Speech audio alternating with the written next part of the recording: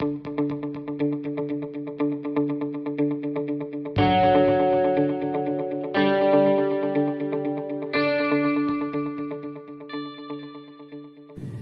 araw po.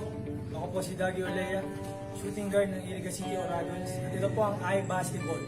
Hatid sa inyo ng Sports and Development Office under the local government unit of Iriga City.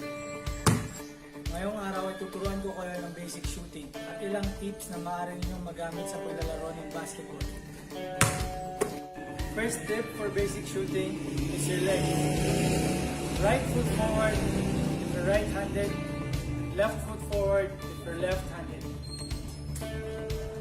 Second tip for basic shooting is your body should be squared up and should be facing the rim. Third tip for basic shooting is your elbows and arms.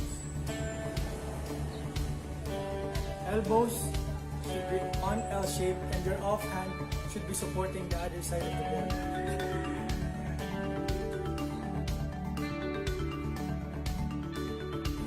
For our fourth and last tip for basic shooting, you have the following. The ball should be at the top of your head before the release. You should be shooting the ball with your fingertips, not with your palms, to have rhythm upon release. Then you're good to go.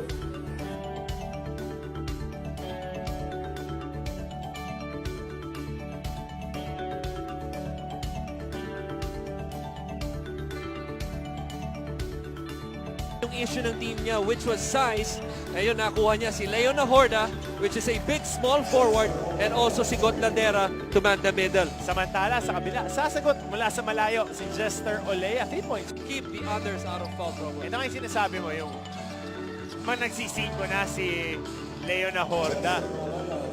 At ito si Jester Olea, 3-point shot.